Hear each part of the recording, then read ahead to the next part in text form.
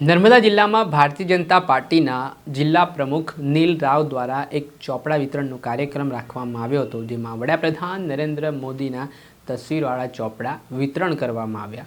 ત્યારે આને લઈને આમ આદમી પાર્ટીના નર્મદા જિલ્લા પ્રમુખ નિરંજન વસાવાએ આદિવાસી વિસ્તારમાં ચોપડા વિતરણ તો થયા છે, પરંતુ આદિવાસી વિસ્તારોમાં શાળાઓની જે દયનીય હાલત છે, જર્જરિત હાલત છે, તેમાં ક્યારે સુધારો લાવશો તેવા સવાલ ઉઠાવ્યા છે અને શું વાત કહી છે, વિગતે વાત કરીએ।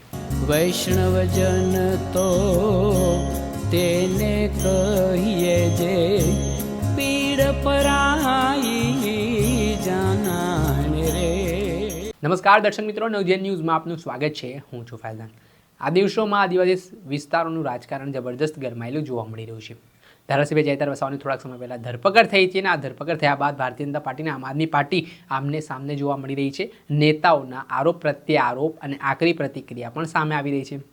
તે વચ્ચે નર્મદા જિલ્લાના ભાજપ પ્રમુખ નીલ રાવ દ્વારા ચોપડા વિતરણનો કાર્યક્રમ કરવામાં આવ્યો, જેમાં આદિવાસી સમાજના જે વિદ્યાર્થીઓ હતા તેમને વડાપ્રધાન નરેન્દ્ર મોદીના તસવીરવાળા ચોપડાઓ આપવામાં આવ્યા। ત્યારે આ ફોટોશૂટ પણ કરાવવામાં આવ્યો અને આને જ લઈને હવે આમ આદમી પાર્ટીના નર્મદા જિલ્લા પ્રમુખ નિરંજન વસાવા મેદાને આવ્યા છે।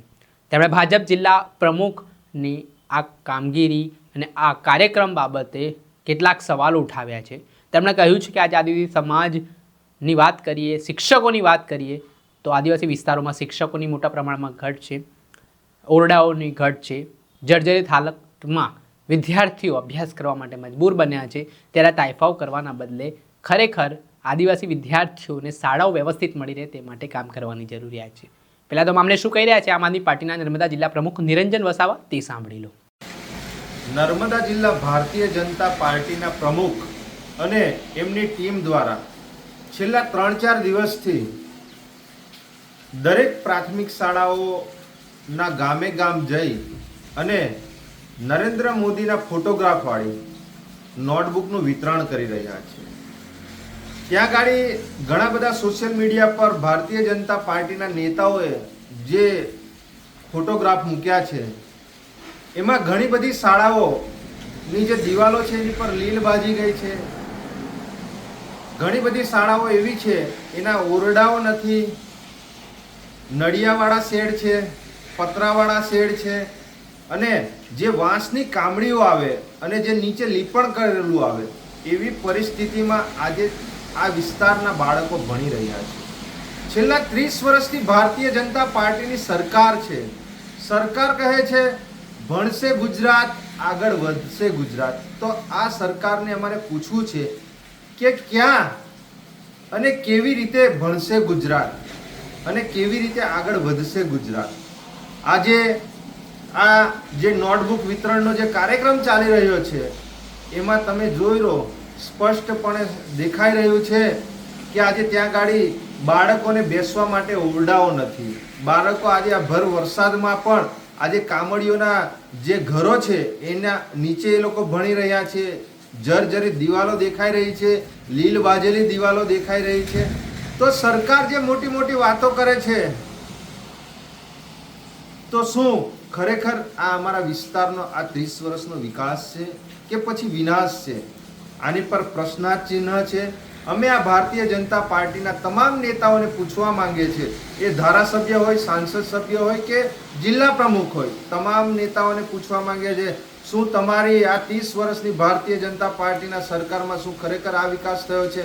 આજે ઘણી બધી શાળાઓ એવી છે જ્યાં એક જ શિક્ષકથી આપણે શાળા ચાલે છે, અને આજે તમે આ શાળાઓની પરિસ્થિતિ તો જુઓ અને નીકળ્યા છો તમે નોટબુકો વિતરણ કરવા નરેન્દ્ર મોદીના ફોટાવાળી સિમ્બોલ લઈને।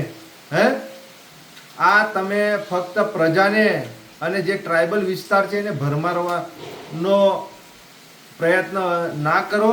હવે લોકો જાગી ગયા છે અને આજે તમે જે નોટબુક આપી રહ્યા છો, આજે તમારી લોકચાહના દિવસે ને દિવસે ટ્રાઇબલ વિસ્તારમાં ઘટતી જઈ રહી છે, એના લીધે તમે નોટબુક આપો છો, પણ એની પાછળની દિવાલો તો જુઓ, એની પાછળ જે નળિયા છે તે તો જુઓ। આ વાંસવાળી કામડીઓથી એમના નીચે જે બાળકો ભણે છે, તમને શરમ આવી જોઈએ ભારતીય જનતા પાર્ટીના નેતાઓ। તમે 30 વર્ષથી અહીંયા ગાડી નર્મદા જિલ્લામાં અને સમગ્ર ગુજરાતમાં તમે શાસન કરો છો, તમારે ખરેખર એક ઢાંકણીમાં પાણી લઈને ડૂબી જવું જોઈએ.